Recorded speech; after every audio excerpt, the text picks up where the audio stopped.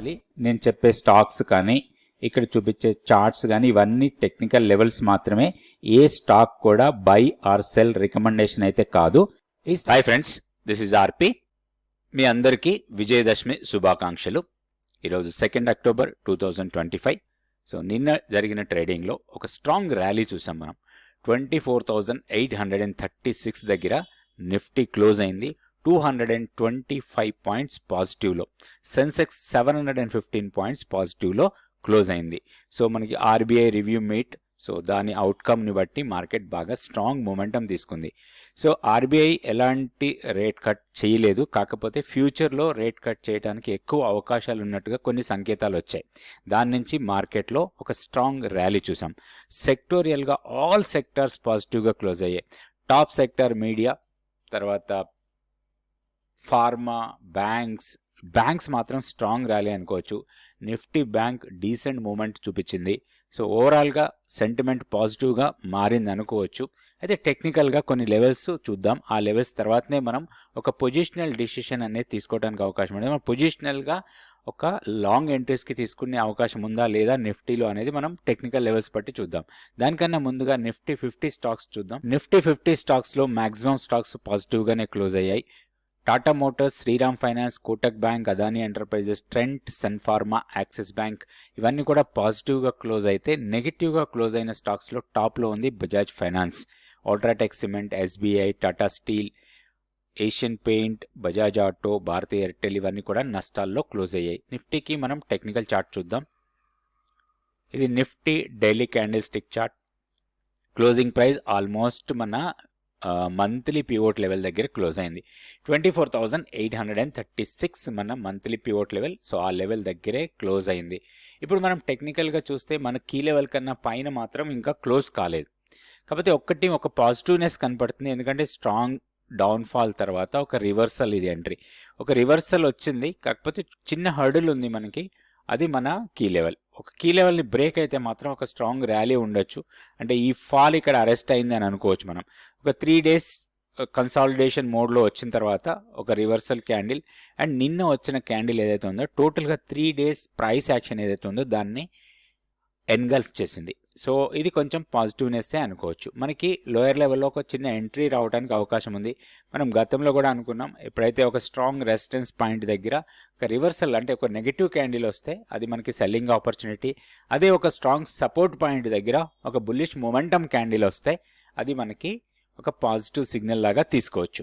అయితే ఇప్పుడు మనకి చూడాల్సిన లెవెల్స్, డౌన్ సైడ్లో స్ట్రాంగ్ సపోర్ట్ రావచ్చు 24,695, తర్వాత 24,600. ఇవి రెండు మనకి సపోర్ట్ పాయింట్స్ లాగా ఉంటాయి.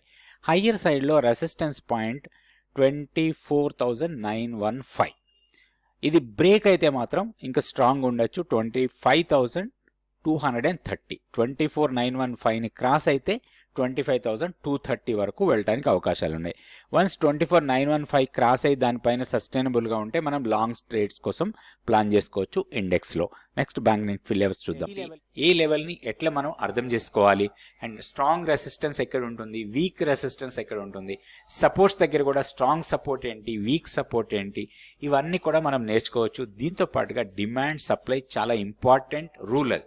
సో డిమాండ్ ఎక్కడ ఉంది, సప్లై ఎక్కడ ఉంది, ఆ డిమాండ్ వచ్చినప్పుడు మనం ఎలాంటి యాక్షన్ తీసుకోవాలి, సప్లైలో ఎలాంటి యాక్షన్ తీసుకోవాలి, మూవింగ్ యావరేజెస్, ఏ మూవింగ్ యావరేజెస్ వాడాలి, చాలా రకాల మూవింగ్ యావరేజెస్ ఉన్నాయి. సో ఏవి వాడాలి, మనం ఏవి వాడితే మనకి ప్రాబబిలిటీ పెరుగుతుంది ప్రాఫిట్లో ఉండటానికి, ఇట్లాంటి ప్రతి విషయాన్ని, స్టాక్ మార్కెట్కి సంబంధించిన ప్రతి విషయాన్ని కూడా మనం నేర్చుకోవచ్చు 100 days మెంటర్షిప్ ప్రోగ్రామ్. ఇది నెక్స్ట్ బ్యాచ్ 6th అక్టోబర్ నుంచి స్టార్ట్ అవుతుంది.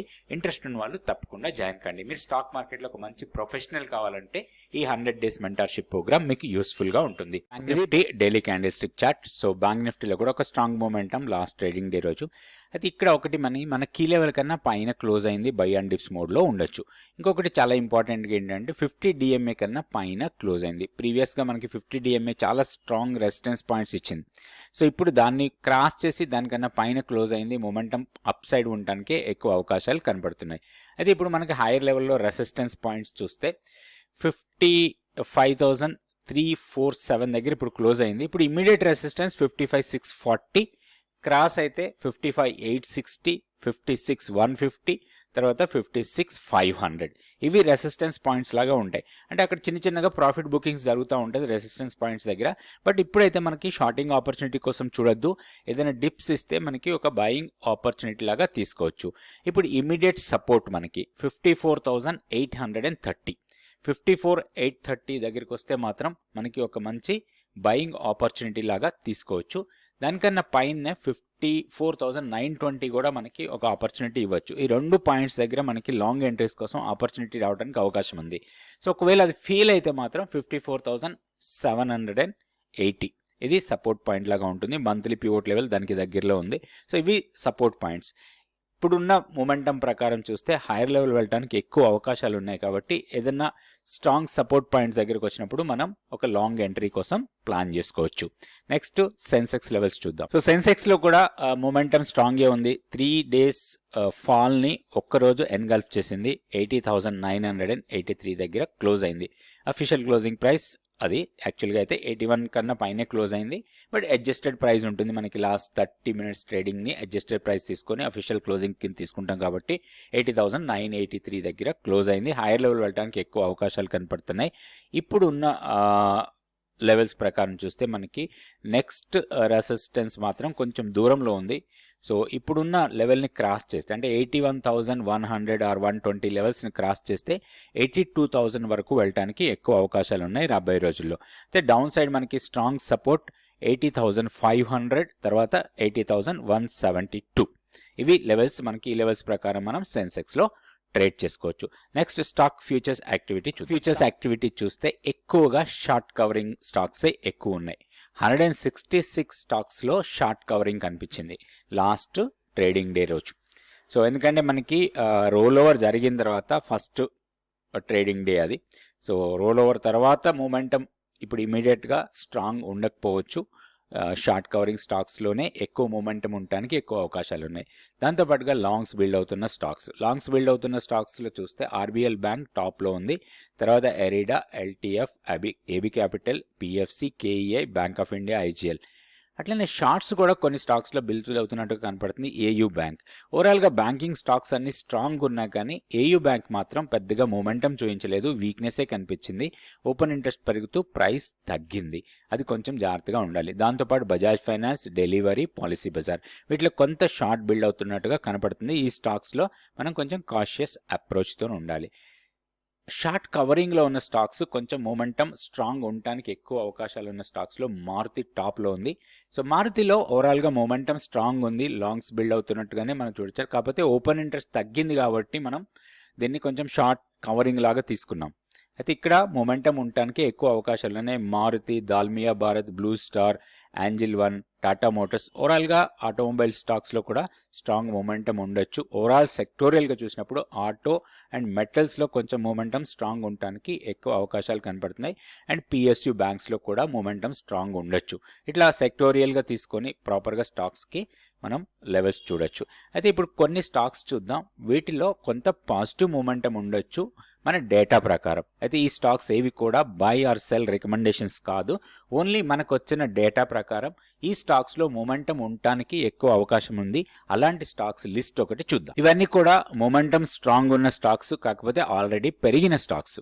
సో వీటిలో మనం టెక్నికల్గా లెవెల్స్ పెట్టుకొని దాని ప్రకారం మన ట్రేడ్ ప్లాన్ చేసి ట్రేడ్ చేసుకోవచ్చు. అయితే రిస్క్ కూడా ఉంటుంది. ఆ రిస్క్ని మనం అసెస్మెంట్ చేసి ఎంత రిస్క్ తీసుకోవచ్చు అనే దాన్ని బట్టి మన ప్లాన్ ఉండాలి.